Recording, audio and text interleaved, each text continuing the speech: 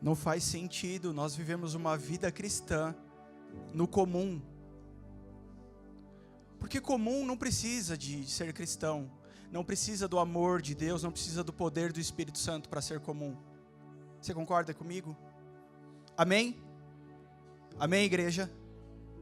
Você concorda que para viver uma vida como qualquer um vive, você nessa hora podia estar em casa assistindo Fantástico? Você podia estar em casa curtindo a sua depressão? Você podia estar em outro lugar nessa hora? Ao invés de você fechar a porta do seu quarto e orar e ler a Bíblia, você podia estar fazendo outra coisa, assistindo Netflix. Então não faz sentido nos propormos a algo que não vamos desfrutar.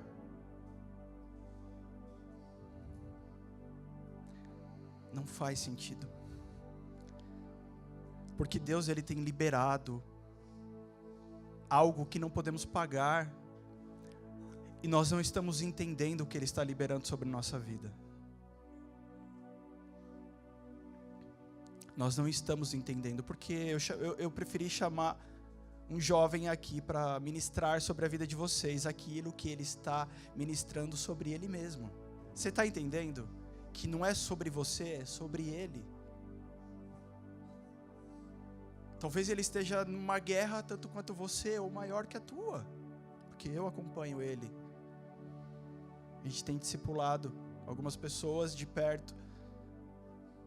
Você entende que quando você diz uma palavra de vitória, não é porque a sua vida está vitoriosa, mas é porque você já está enxergando o que Deus vai fazer? Gente, a gente precisa levantar a cabeça, dizendo, eu sei que meu Redentor vive. Amém? Então nós preferimos sair do lugar comum, nós preferimos sair dos lugares onde as pessoas que não conhecem o amor de Deus habitam, e nos transportar então para o lugar da sua glória e do seu sobrenatural. É isso. Nós não viemos à igreja para agradar a Deus, é porque nós agradamos o coração dele que ele nos permite chegar aqui. Você fala, não, mas você não entendeu, você não sabe, eu estou desagradando a Deus. Não, você que não sabe, você acha que está desagradando a Deus por causa das suas atitudes. E deixa eu te falar uma coisa, sim, certas atitudes desagradam o coração dele, mas você agrada o coração dele. Deu para entender?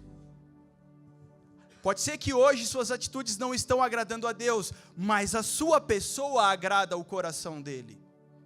Porque ele pagou um preço caro, muito caro por você. Jesus, ele foi moído, arrebentado naquela cruz, estraçalhado naquela cruz, por nossa causa. E você acha que Deus olharia e falaria, não, esse serve, esse não serve, esse serve, esse não serve, esse vem, esse não vem, esse é meu, esse não é meu. Ele quer a todos, Ele ama a todos.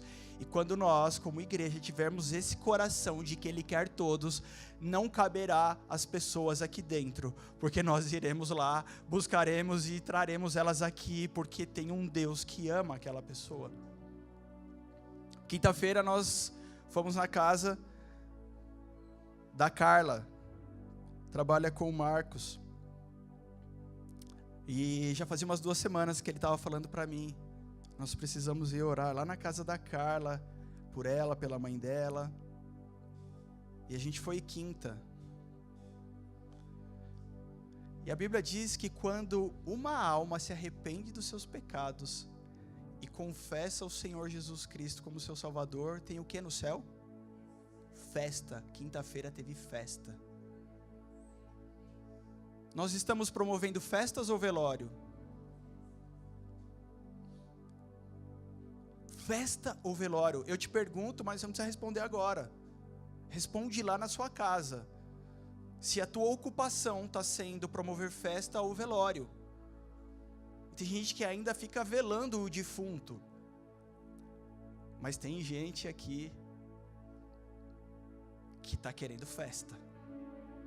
Nós fomos lá. Sem condições para ir. Humanamente nós não tínhamos condições, nem de tempo. Não tinha. Mas nós não fomos na nossa força, nós falamos, Senhor, eu não iria hoje, Senhor.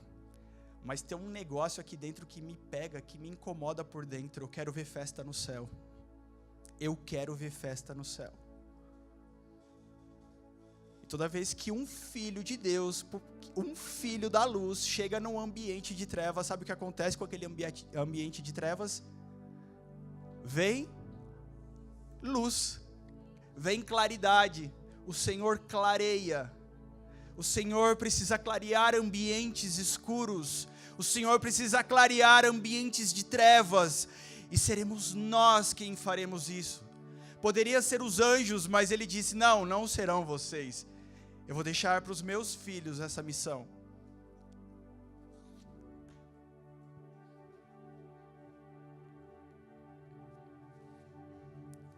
O Senhor, Ele quer que nós simplesmente acreditemos no que Ele tem feito na nossa vida. Que você olhe para o espelho de manhã e acredite no que o Senhor está fazendo. Tem gente aplicando técnicas de uma vida vitoriosa, técnicas de coaching. Mas a gente não precisa, porque a gente só precisa declarar as palavras da Bíblia sobre nós. A gente só precisa declarar. Você quer ver uma coisa? As pessoas ficam na frente do espelho, né? Depois de pagar R$2.500 num curso de um final de semana para um coaching, eles pagam R$1.000, R$1.500, R$2.000 para uma sessão de coaching. E o cara fala assim, fica na frente do espelho, e aí você diz, você é vencedor, você é um vitorioso, você é bonito. Nós podemos parar na frente do espelho e dizer assim, aqueles que confiam no Senhor são como os montes de Sião que não se abalam, mas permanecem para sempre. Eu vou permanecer. Você pode olhar para o espelho, chegou lá, acordou, todo vaiado, cheio de ramela nos olhos, preocupado com o que vai acontecer, e dizer assim, quando estou fraco, aí sim eu sou forte. Porque não é mais a minha força, é a dele. Amém? Eu sei em quem eu tenho crido. Olharam para ele e os seus rostos foram iluminados. Seus rostos não serão confundidos. Amém. Amém. Abra sua Bíblia em Lucas capítulo 2.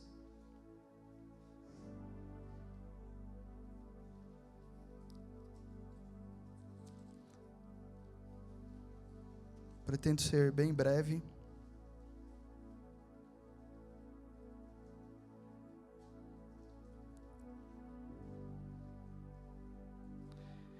Lucas 2, vamos ler a partir do 43.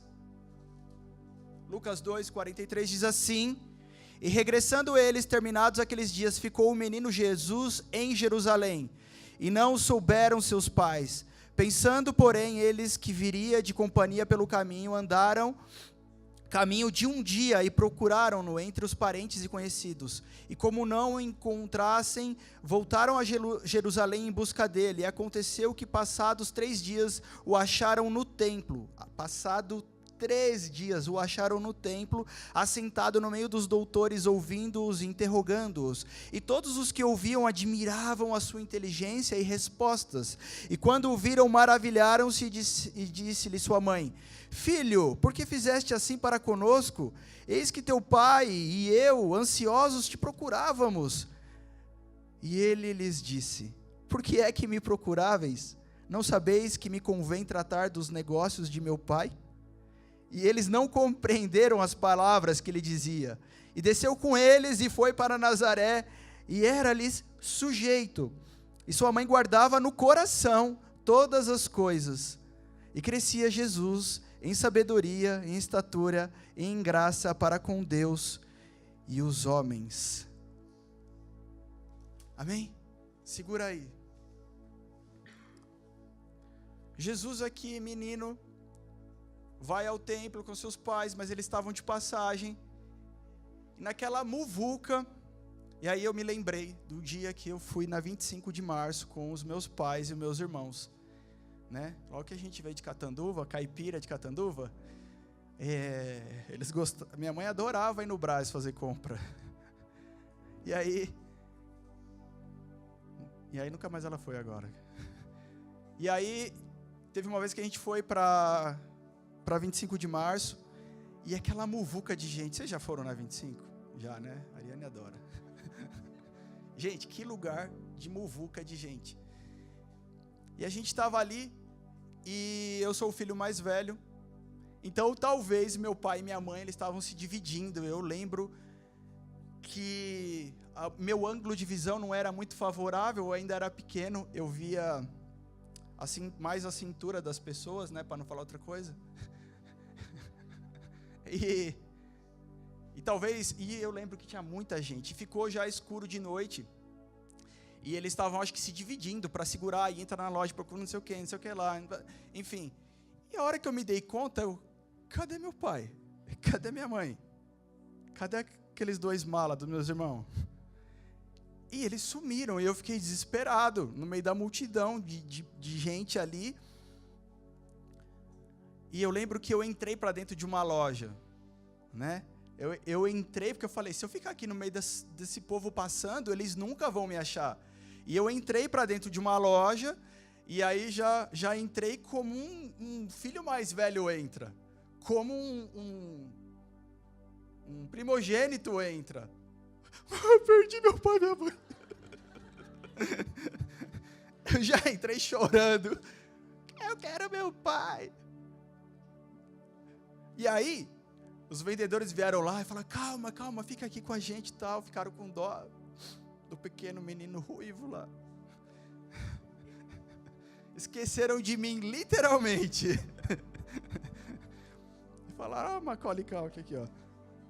E aí, eles falaram assim, ó, fica aqui porque talvez eles voltam procurando e vão te achar. E dito e feito, né? Daqui a pouco, lá vem eles e eu, ufa, não fiquei, né? Não vou ter que morar com os moradores de rua, nada aqui, essa noite eu vou para casa. Eu fico imaginando o sentimento de Maria. Hoje é dia das mamães, eu fico imaginando o sentimento de Maria, quando depois de andar um dia, né? Porque a viagem deles não era igual a nossa, né? Eu vou viajar, tá bom, é 4 horas, 5, viagem longa, 5 horas de carro. Não, era um dia de viagem. E quando eles chegam, aquela muvuca de gente, aquela parentalha toda aquela muvuca, e cadê Jesus? Perderam Jesus. Sumiu Jesus. Foi contar, eu acho que os filhos, né? 1, 2, 3, tá faltando Jesus. E daí, eu fico imaginando, ainda bem que eles não eram italianos, né? Que né? Não era a cultura, não eram os italianos, porque se fosse, né, Tiago? Já começava aquela gritaria. Guarda l'amore, né? A culpa é sua. Será que você acha? Eu não sei se Maria ficou colocando a culpa em José. E José, a culpa é em Maria, né? Não, você que ficou encarregado de cuidar de Jesus. Mas você que é mãe. É mãe, mas pai então só serve para quê? E fica com aquela conversa toda. Mas aí eles voltam e aí é 3 dias de rolê. Tá falando aqui. E Jesus, cadê Jesus? E quando eles chegam, eu fico imaginando. Meu pai, ele tinha um tique quando a gente era pequeno, pode falar? Quando ele ficava bravo, a gente era criança, depois nunca mais ele fez isso. Mas quando a gente era pequeno, ele ficava muito bravo e fazia... Ele mordia a língua. Eu não sei se José fez isso. Moleque, eu te arrebento. Eu não sei se... moleque! Porque Jesus estava aberto, tranquilo, folgado, dando aula de teologia lá. Moleque, você está pensando que você é quem? Seu pirralho. Cara, lembra da história de Maria. Aqui a gente não idolatra Maria, a gente nem pede nada para Maria, né? A gente pede direto para o filho de Maria. Mas pensa numa mulher especial que a Bíblia chama de agraciada. Ela é diferente de qualquer mulher que você conhece, que você conheceu ou que você ainda vai conhecer. Ela é diferenciada de qualquer outra mulher na história da Bíblia. Pensa comigo, Maria, uma virgem, vem um anjo e fala, você vai dar à luz. E ela pensa, bom, lascou. Porque, o que acontecia com uma mulher adúltera naquela época? Alguém lembra? Alguém sabe? Quem é daquela época? Não, ninguém, mas... O que acontecia com a adúltera? Lembra? A mulher adúltera, Jesus chega, fala, aquele que não tem pecado, atire a... Eles já estavam com as pedras na mão. O que poderia acontecer com Maria é ser apedrejada até morrer. Porque a má fama era o melhor dos mundos para Maria, ficar mal falada, né, difamada. Era o melhor dos mundos, ela só ter uma fama de mulher fácil. Mas ela poderia pagar com a sua própria vida. Mas espera aí, quando Deus fala alguma coisa para a gente, será que Ele não garante o que Ele fala? Será que aquilo que Deus te falou, Ele não vai garantir o sucesso daquilo que Ele te falou? Será que o empreendimento que Deus está fazendo, Ele não vai garantir esse negócio? E aí, então, José, eu preciso te falar um negócio. José já estava na seca, secura total, esperando o dia de encontrar com Maria no leito nupcial, para falar de uma forma chique para vocês, tá bom?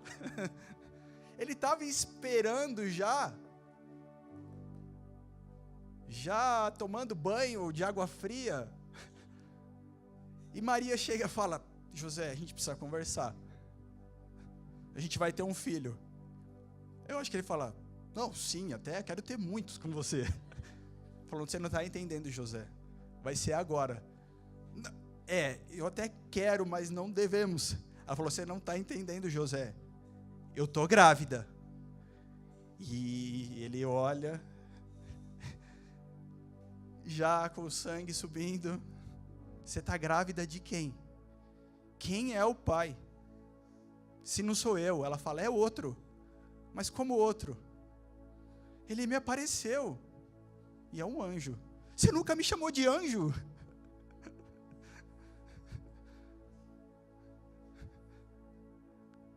Cara, é obra do Espírito Santo.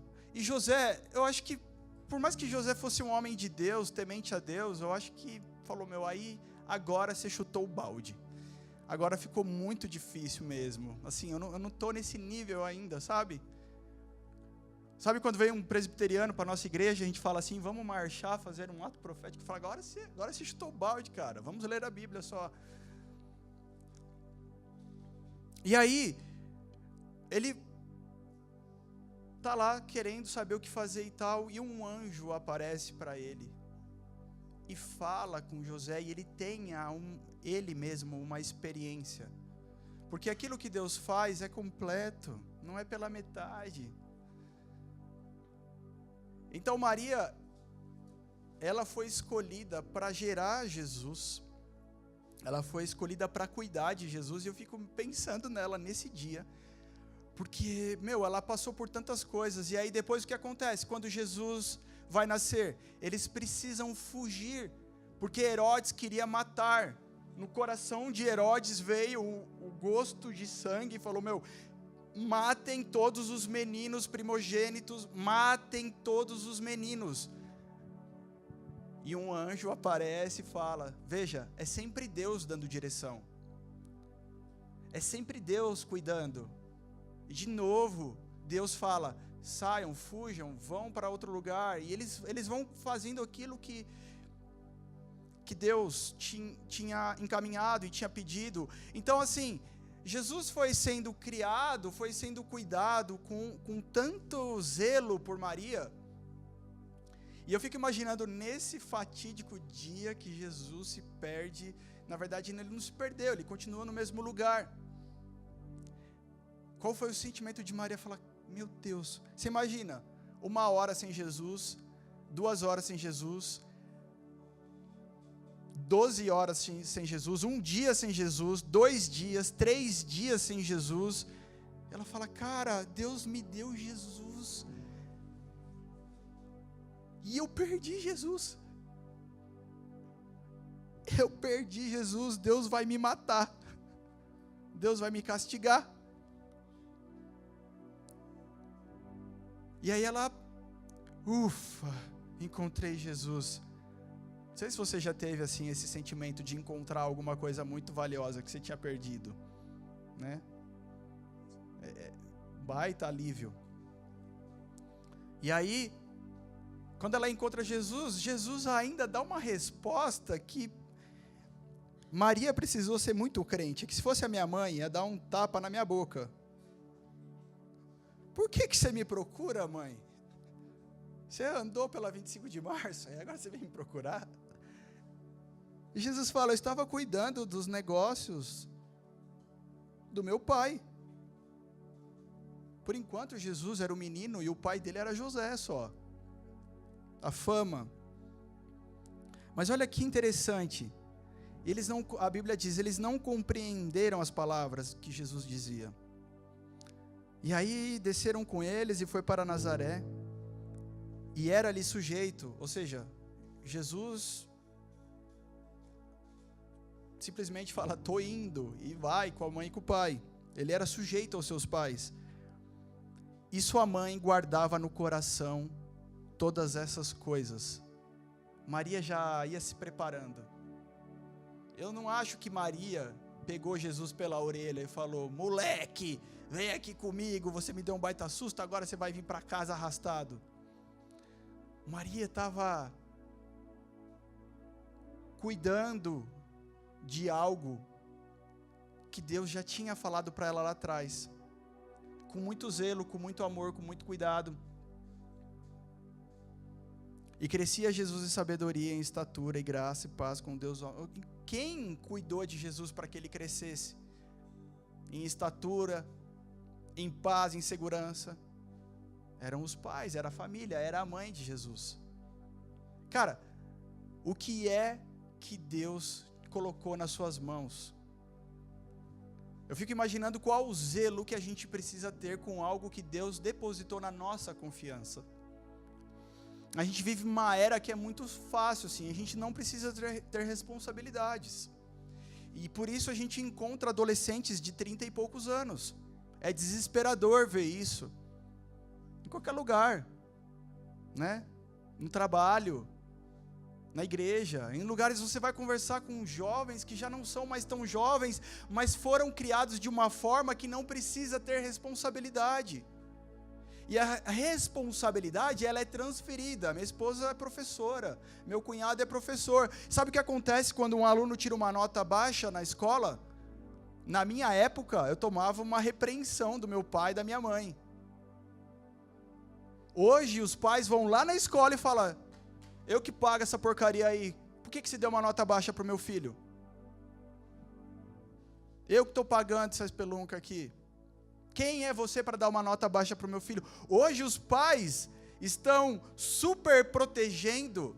Eu estava vendo um psicólogo falando, gente, é coisa de louco o que está acontecendo.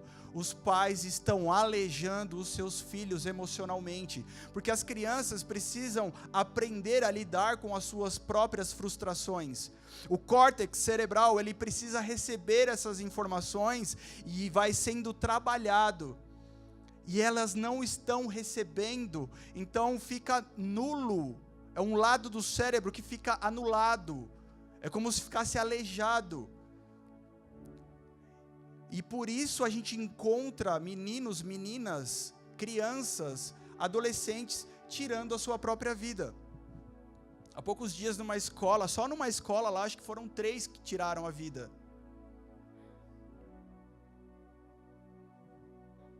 Lá em Brasília tem um menino chamado João Paulo, Movimento Céu na Terra, não sei se alguém já ouviu falar, que o que moveu o coração dele, um menino de 18 anos volta para Jesus depois de sair do crack, da maconha, ele estava muito louco já, tudo arrebentado na droga, mas Jesus encontra. E o que moveu o coração dele foi lutar por essa causa. A irmã dele se suicidou quando era jovem, e isso destruiu ele internamente. E aí ele começou a levantar as estatísticas lá da cidade dele em Brasília, e era um índice elevado, muito elevado de suicídio. Eu te desafio a ir procurar essa informação. Procure sobre Santo André. Santo André, por exemplo, porque esse é um tipo de informação que fica velado, não se fica divulgando. Até porque quando alguém tira a própria vida num determinado lugar, e às vezes é um estabelecimento comercial, como um shopping, por exemplo. Meu cunhado tinha uma namorada que trabalhava no shopping, ela falou, vocês não têm noção do que acontece no shopping. Quantas pessoas se matam no shopping, é impressionante isso. Só que o shopping não pode deixar isso divulgar porque queima a imagem do shopping. A cidade, o prefeito, ele não gosta de divulgar porque traz um peso sobre a imagem do município. Mas existem muitas pessoas tirando a sua própria vida, e muitas delas puramente porque não aprenderam a lidar com as frustrações da vida.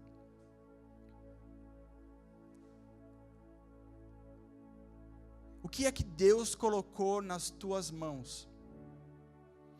É responsabilidade tua.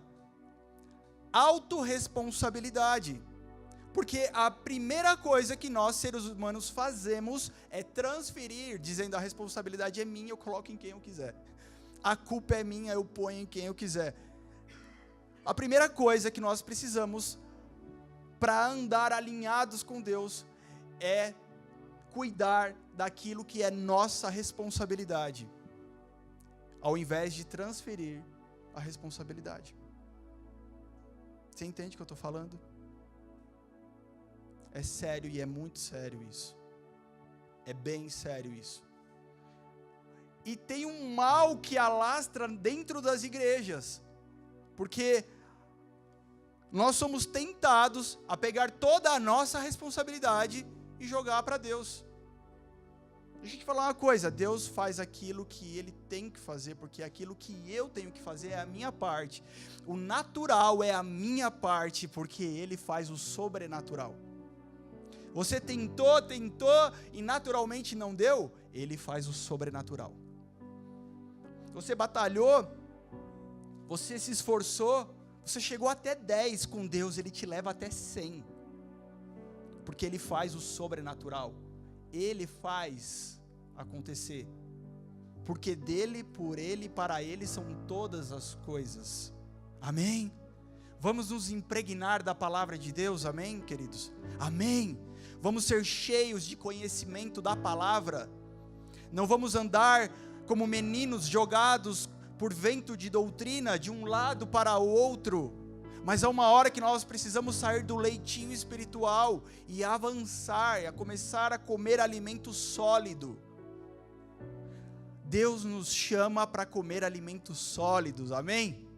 Talvez você ainda não pode comer uma feijoada espiritual, porque senão você morre, né? Imagina você pegar um bebezinho e falar, ô filhinho, um aviãozinho, carninha de porco para você. Não dá. Mas o menino vai crescendo. Vai crescendo. E os alimentos vão mudando. É impressionante isso. Eu tive meu primeiro filho, foi uma baita experiência. Assistir isso nele, participar disso. Olha, ele já consegue mastigar, já nasceu 2 dentinhos. Olha, agora ele já pode comer carne. Que legal. Porque as coisas acontecem na sua vida porque você não toma um posicionamento, porque você não cuida daquilo que Deus falou para você. E aí a gente vai falar, pô Deus, eu tô triste, eu não vou mais na igreja. Oh Deus, eu acho que eu vou fazer outra coisa da minha vida. Oh Deus, e assim eu conheci um monte de gente que foi, que já não é mais. Um monte de gente que chegou e que já saiu. Eu não falo só daqui não, eu falo da minha vida de crente, que eu nasci na igreja. Tanto que eu tive que me converter uma hora. Por quê? Depositam as suas esperanças, colocam as suas expectativas em algo errado. E quando você coloca a sua expectativa em algo errado, você vai ser frustrado. Aonde está a sua expectativa? Aonde está as suas expectativas? Em quem está? Aonde você está depositando a sua confiança? A sua esperança? Eu fico imaginando o coração da mamãe vendo Jesus crescer. porque hoje nós olhamos para o nosso filho e nós profetizamos, ele vai ser um homem de Deus. Quando o nosso filho crescer, ele vai orar e os enfermos vão ser curados. Ele vai ser usado pelo Espírito Santo. Amém? Os papais têm profetizado isso aqui. Todos, sem exceção, têm feito isso. E não dá uma curiosidadezinha de querer ver lá na frente? Como será que vai ser ele grande? Eu fico vendo o Marquinhos, e eu piro quando eu vejo o Marquinhos aqui em cima. Eu fico bem chapado quando eu vejo o Marquinhos aqui em cima, porque eu falo, tá aí um menino com um coração em Jesus. E sabe qual é a minha oração? Jesus, guarda o coração dele, Senhor. Guarda o coração dele, porque eu quero ver ele aqui no meu lugar, ó. Eu quero ver ele aqui, sendo usado de forma poderosa para abalar essa cidade, para abalar aonde ele passar, as escolas, as universidades, aonde ele estiver. E eu fico olhando para o meu filho e profetizando isso, e querendo ver já como que vai ser ele grande, como que ele vai ser adulto, se ele vai ser alto, se ele vai ser bonito, igual o pai, se ele vai ser forte, se ele vai ser inteligente, igual a mãe, né, gente? Eu fico imaginando a expectativa de Maria, porque ela sabia que Jesus era o Cristo. Não era só Jesus, ele era o Cristo. Em casa ele era o Jesus, mas ele era o Cristo. E aí tem uma outra situação que eu quero chamar a sua atenção, um outro acontecimento.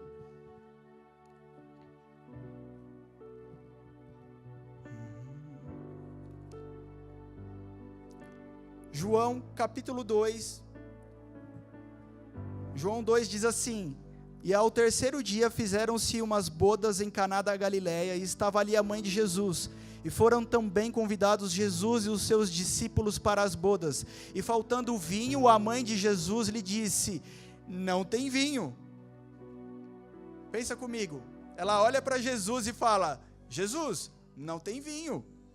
E ele responde: mulher, que tenho eu contigo? Ainda não é chegada a minha hora. Sua mãe disse aos empregados: fazei tudo quanto ele vos disser. Jesus cresceu. Jesus aqui já tinha 30 anos de idade, não era mais um menino de 12. E Maria já sabia quem era Jesus. Ela sabia quem era o menino que ela tinha criado, quem era o homem que ela tinha criado.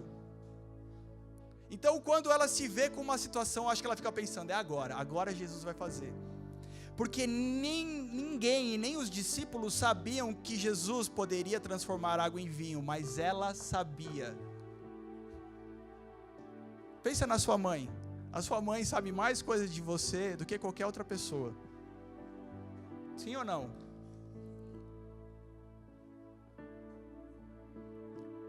A sua mãe te conhece quando você chega em casa de noite, no escuro. Ela sabe até que roupa você está usando. Sim ou não? A minha mãe, ela tinha o poder de saber qual era a roupa que eu estava no escuro.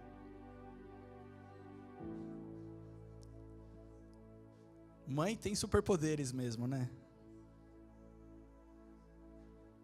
Sua mãe sabe mais de você do que você mesmo. Por exemplo, eu lembro quando eu morava ainda com meus pais, eu chegava, ela falava: filho, você está gripado. Não, mãe, não estou não. Não, você vai ficar, o seu olho está brilhoso, não sei o que, ela já falava do olho e tal. Daqui a pouco eu estava na cama com febre. Que ela já via, ela já conhecia pelo olho. E não é assim, mamães? Pensa nos filhinhos de vocês, vocês já sabem tudo deles. Eu fico imaginando Maria, gente, eu vou correr, tá? Maria pilhada: vai Jesus, é sua hora.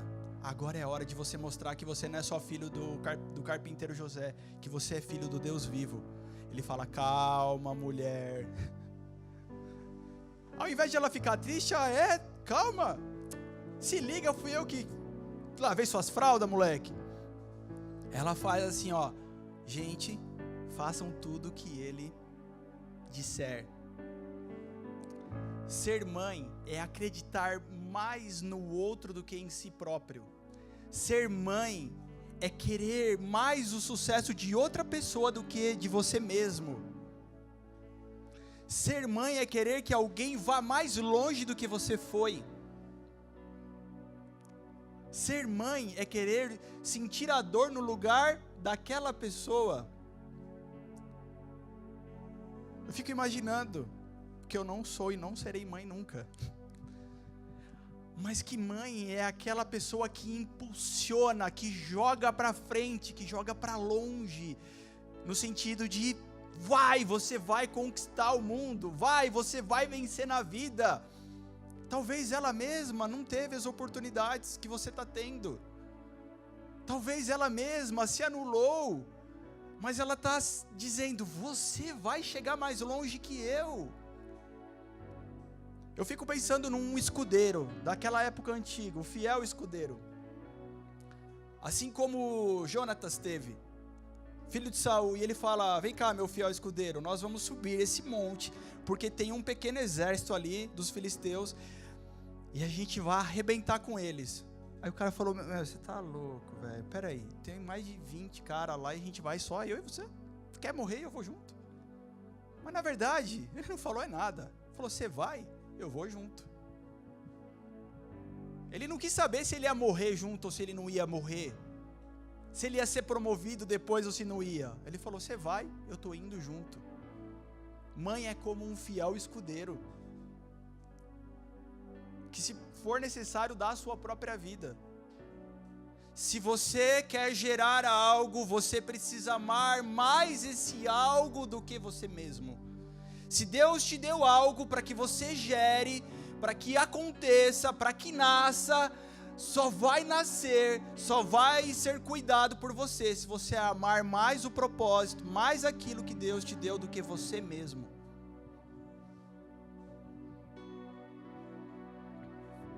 Maria amou mais o propósito de Deus do que a vida dela própria.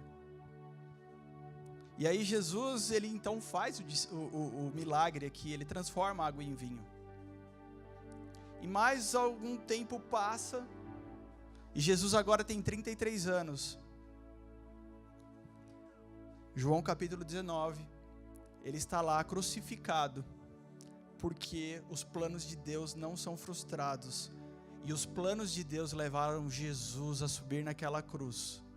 Quem colocou Jesus na cruz? Foi Deus que colocou Jesus na cruz. E quem está ali embaixo aos pés da cruz? Maria.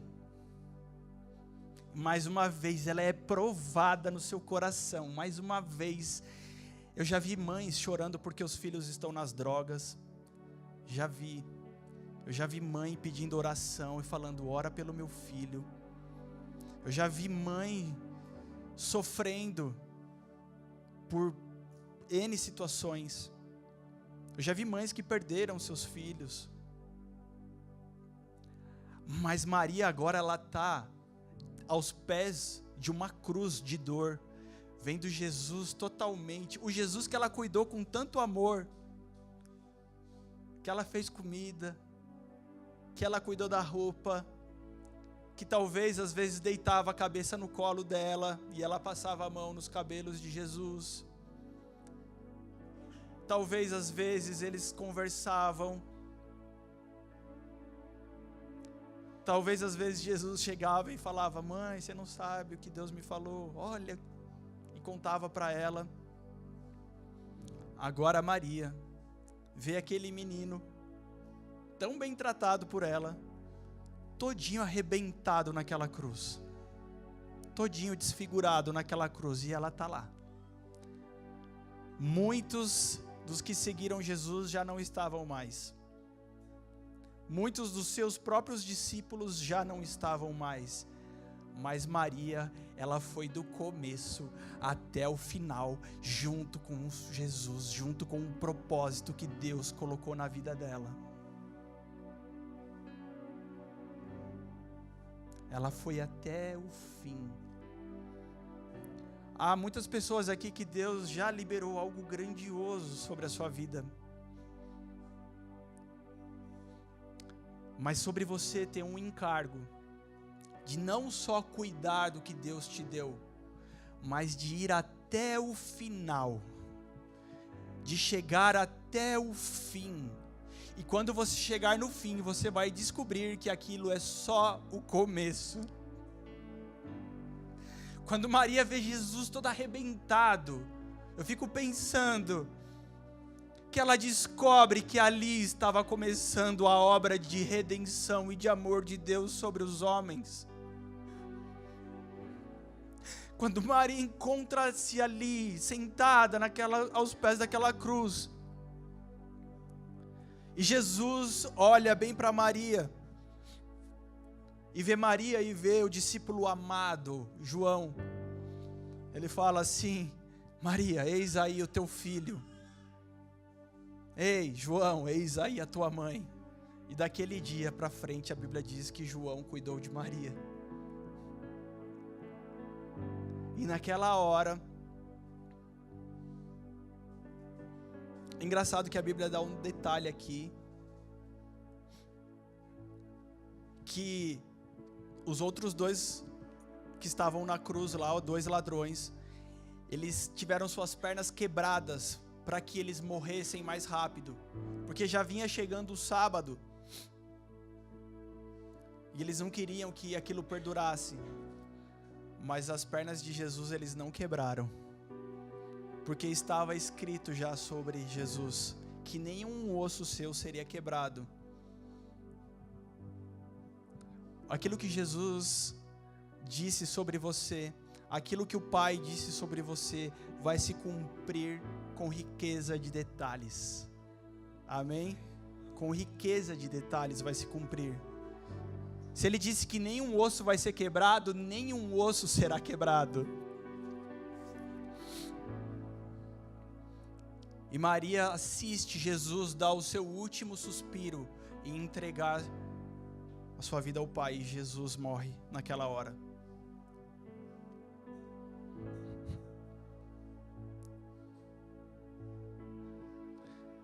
Com que respeito a gente se achega a esse filho de Maria? Com que respeito a gente se achega a Jesus? Com que valor a gente se achega a esse Jesus? Com que valor a gente deposita sobre esse Jesus? Imagina algo que te custa muito, que te é muito precioso, e alguém vem e trata de qualquer forma, alguém fala de qualquer jeito. Veja, você quer agradar alguém, agrade o filho desse alguém.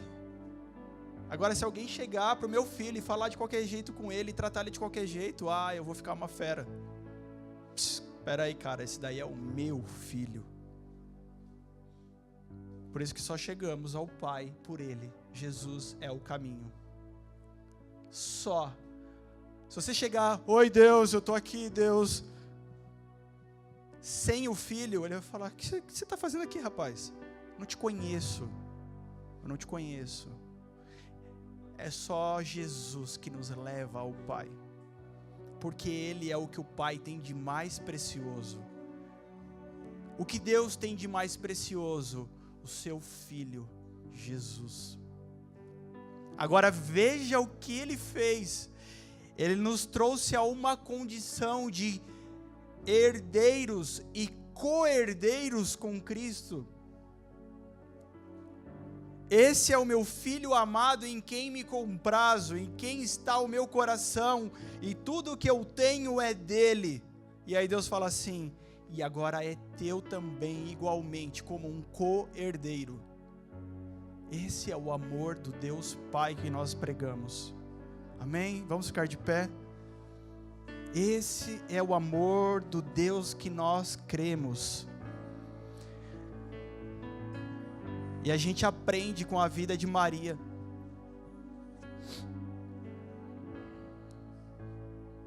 Eu lembro de um dia que eu estava bem ruim, bem doente. A gente tinha ido para a praia, eu e meus irmãos, e a gente pegou uma virose lá terrível. E o Júnior passou mal primeiro. Ele ficou a noite inteira lá, meus pais, minha mãe, a noite inteira com ele no hospital. De manhã trouxe ele para casa, aí eu comecei a passar mal. E aí eu fui pro hospital, cheguei no hospital e nada fazia eu ficar melhor. Nessa época a gente não tinha nem convênio médico. E eu estava num hospital e não tinha lugar para eu ficar lá internado. E me mandaram para Santa Casa. Eu era moleque, eu vim para Santa Casa com a minha mãe. Chegando na Santa Casa, não tinha lugar também, não tinha leito. Eu vi as pessoas muito mal ali, gente em cadeiras assim, deitadas. Uma coisa de gente ali sofrendo mesmo. E eu não melhorava de jeito nenhum, e eu passando muito mal. E aí começaram a ver começaram a falar, a gente vai arrumar uma maca aqui, ele fica aqui no corredor, a gente vai dar soro pra ele, não sei o quê. E eu, meu Deus do céu, eu tô muito mal, tô aqui, não quero ficar nesse lugar. A minha mãe chegou e falou assim, vambora, vamos pra casa. Eu falei, mas a minha mãe sempre é louca mesmo, então tudo bem. Ela assumiu a responsabilidade, ela falou, vamos moleque, sai daí. A gente chegou em casa, ela fez uma oração na minha cabeça. Em nome de Jesus, você vai ficar curado. E eu fui curado naquela hora. Porque eu não podia nem olhar para a água, eu não podia nem beber água, eu vomitava tudo que eu via pela frente. Eu fiquei lá 1 hora tomando Plasil na veia. Eu vomitei o Plasil. E nada fazia eu melhorar. Eu saí arrastado lá, ela me segurando, eu fui para casa cambaleando, ela chegou lá, deita. Em nome de Jesus, você está curado. E daqui a pouco eu já estava bom. É assumir a responsabilidade. Esse hospital mais pelunca que eu não conheço. É assumir, se algo à sua volta não dá conta, dê você conta. Dê você conta. Assuma a responsabilidade por aquilo que Deus te deu. A sua casa foi Deus quem deu. O seu marido foi Deus quem deu. Seus filhos foi Deus quem deu. Seu chamado foi Deus quem deu. Mas agora é a tua parte. Cuide, assuma, chame a responsabilidade. Amém? Quantos entenderam? Amém? Amém ou não amém? Que Deus abençoe sua vida de forma assim poderosa, de forma abundante. Amanhã você chega, olha no espelho de manhã, antes de lavar o rosto, para você ver as ramelas que você tem, que você não é ninguém. E fala, aqueles que confiam no Senhor são como os montes de Sião, que não se abalam, mas permanecem. Vamos lá, rapaz, vamos viver, vamos conquistar esse mundo. Amém? Vamos viver, vamos conquistar esse mundo. Olha as coisas, as riquezas que o Senhor tem, que seja para mim, Senhor. O Senhor tem riqueza nesse mundo, eu também quero. O Senhor tem lugares de estratégia, lugares estratégicos para serem ocupados nessa sociedade. Eu também quero, Pai. Com energia, com ânimo, com fé. Amém. Amém. É isso. E aí, dessa forma, meu querido, aonde você chegar, você já vai chegar pegando fogo. Mas eu tô com um problema. Cara, deixa eu te falar uma coisa. É você, mas todo mundo. Problema todo mundo tem. O que acontece é que a gente fala assim, Jesus. A igreja vira um lugar de lamúria, né? Eu tenho problema. Sim, glória a Deus. Deus cura, Deus transforma, Deus faz milagre. Mas espera aí, problema todo mundo tem. A gente não pode banalizar as coisas. Deixa o impossível para Deus fazer, amém? Deixa o impossível, porque o meu Deus é o Deus do impossível. Tem alguém canceroso aqui? Deus cura. Tem alguém que já não enxerga mais? Deus cura o cego. Tem alguém que não anda? Deus cura. Eu creio.